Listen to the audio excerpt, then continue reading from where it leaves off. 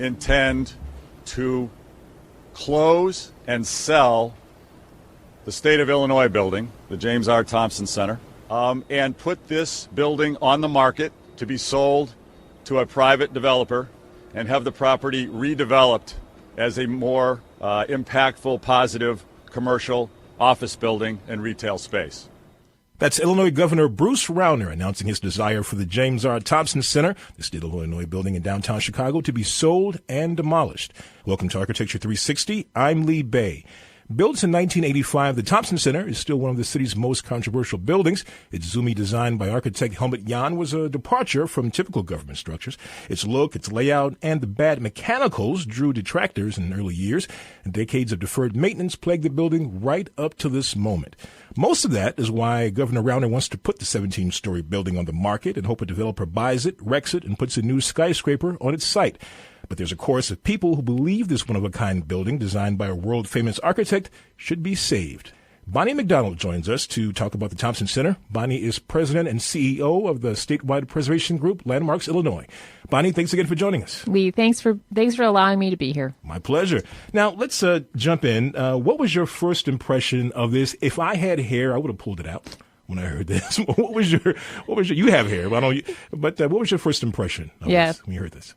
Shock. I think our community was shocked to hear that the governor, number one, would announce this sale without any precursor coming to the public, that there really wasn't a bill that was put into the legislature before this announcement was made. And second, it was real surprise that the governor would go to the extent to state openly that the building should be demolished.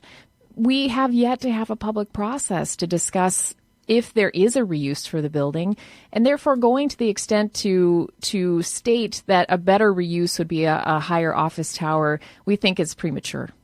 Now, many of us, if we're old enough and we're in Chicago, and I happen to be both, remember when this building was built. Tell us why it's important to save.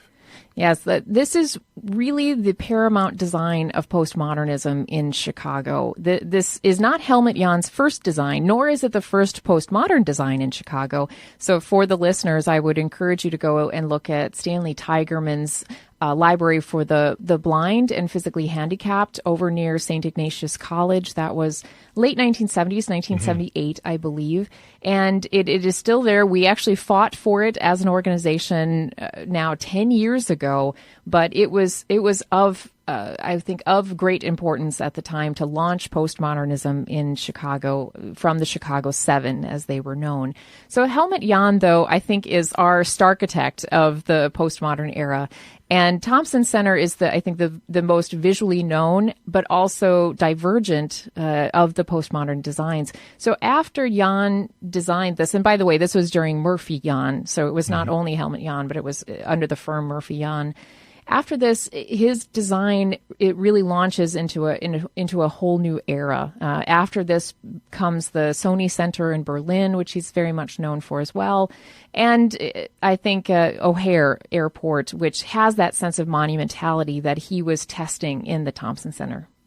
And now Rauner, our governor, the governor says pretty much in the entire press conference, the full press conference, this is a white elephant, that the workers don't like it. There's a lot of wasted space. So why keep it?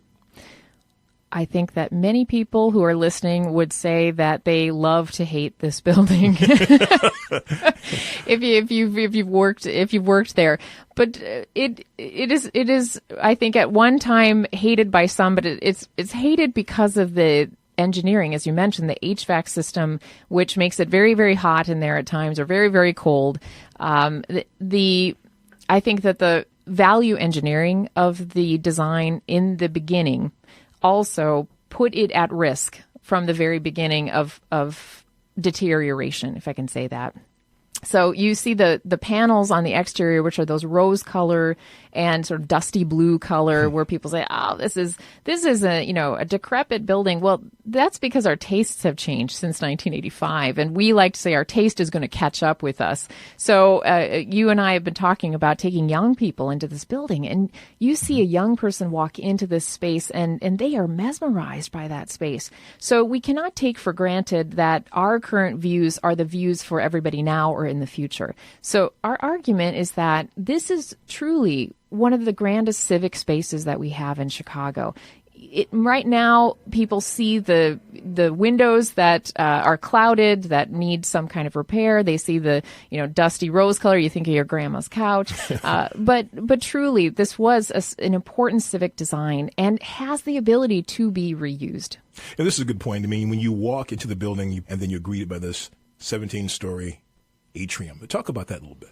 Yeah, the atrium is the character-defining feature of the Thompson Center, and it was designed specifically to be transparent, to hearken to the transparency of government, or at least what it is ideally supposed to be, is the people have the power. And so the design was reminiscent of this idea of democracy. So walking into that grand civic space was supposed to have the openness and the feeling of transparency for government. So it's not only character defining in our view as preservationists for its design element, but for the intent of the building as well. So in looking at a potential reuse, this adds some complexity to the reuse too. So this building is about 1 million square feet, I believe. So take that atrium out of the usable square feet. And I mean, back of the envelope, we might be left with about 400,000 square feet that we can reuse. Add to the complexity to that is one of the busiest CTA stations, so needs to have some public access component. And then also that this was paid for by tax dollars, by the people of Illinois.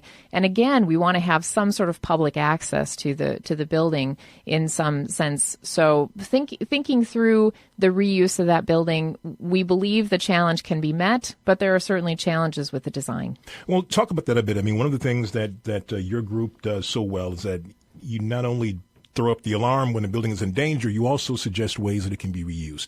What's your thinking at Landmarks Illinois about this building? Yeah, absolutely. Landmarks Illinois is a bit different than many advocacy organizations in that we oftentimes are working hand in hand with the development community to find reuses and to pair them with the expertise as well as the financial resources that they're looking for a reuse. So we are very proud of our track record of aligning developers with with places of opportunity, as we call them, and I think this is one. So we recently put out an op-ed to the Tribune. We'll see if it's printed, with Gunny Harbo, who's one of our best preservation architects in the city.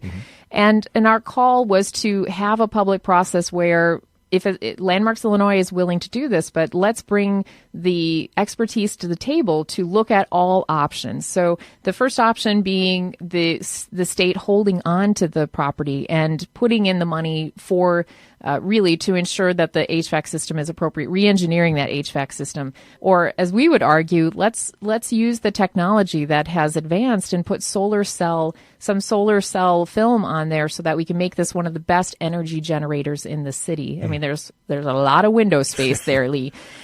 Furthermore, so number two, the second would be looking at a sale of the property and sale with reuse. And the third would be sale of the property without reuse, with demolition. We should be looking at all of those options and having a real, true, open, public dialogue about the future of that property. This is a good point, because one of the things that was mentioned in the full news conference is that he believes the governor says something like, well, it's just a few structural beams and glass.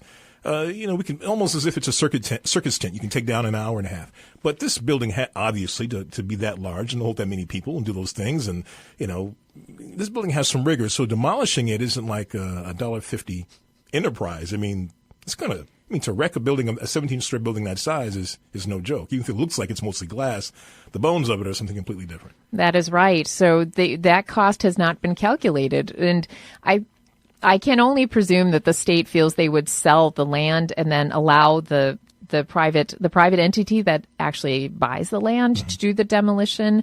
But it's not that simple. Many buyers of this kind of property want the site cleared, so the state may need to pay for that.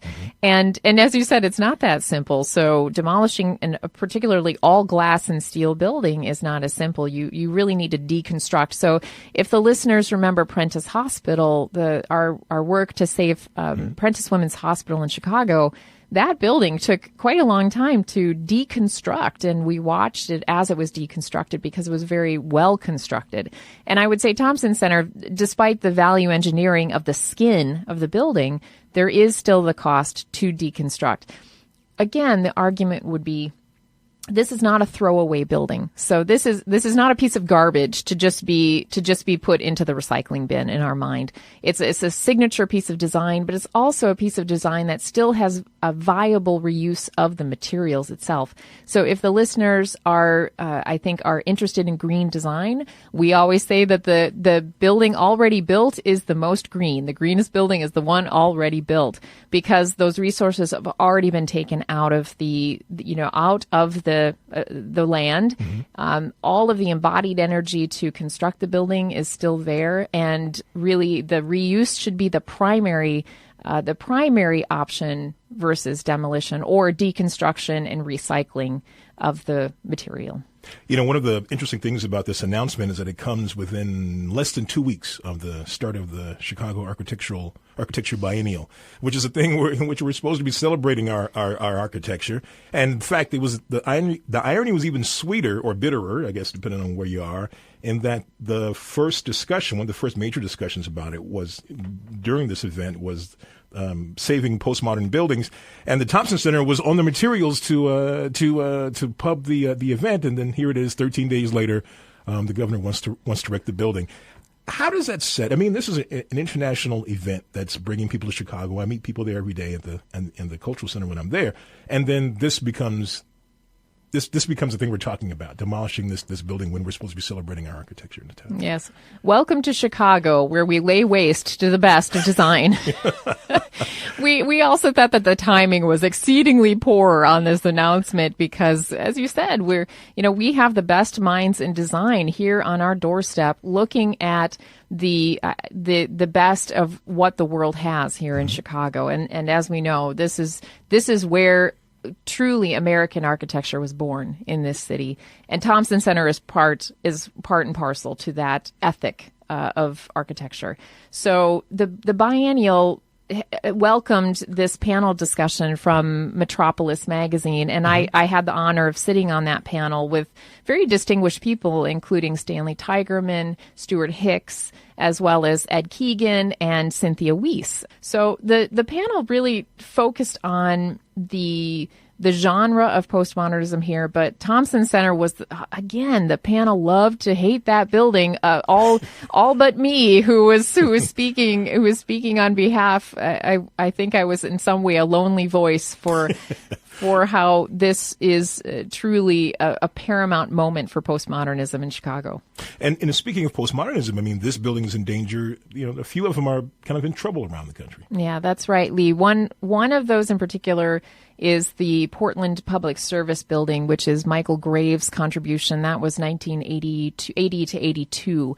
And again, was a launching point nationally for Michael Graves' career, but also how postmodernism was to be integrated with civic design as well as commercial design. So there, in the case of the Portland Public Service Building, they need somewhere around between $95 and $125 million in investment, thus going to the fact that these buildings also need to be maintained, like every building. And Thompson Center, to your introduction, has also not been maintained as a building over time. So here we find ourselves at this moment when we need to make a choice about whether to reinvest in them or whether to give them to somebody else or let somebody else buy them or demolish them. And Portland is going through the same set of questions. So they're going to the public to ask if they're willing to do general revenue bonds. Here, our answer was to sell it to the highest bidder. We don't demonize the governor in any way for trying to find revenue. Our state is in a state of crisis, and they are trying to find any revenue that they can. This one, I can understand. It's a natural to see that there's value in the land, but there's also value in the building. So we would say that a private developer could reuse this as, say, the next Pomo Hotel, and there are people who would stay in something as grand. But we haven't studied that.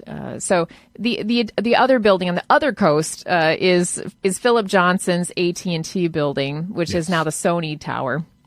And there, it's the interior that is that is in discussion for being endangered because the interior is being changed now, I think, into condominiums, and some of the interior elements are being removed. So Metropolis magazine did an entire section in the magazine about postmodernism in New York City and the need to landmark these buildings. So they thought for the biennial, we should have the same discussion in Chicago. So what do you think? Short-term next steps? Do you think you can get the governor's ear on this?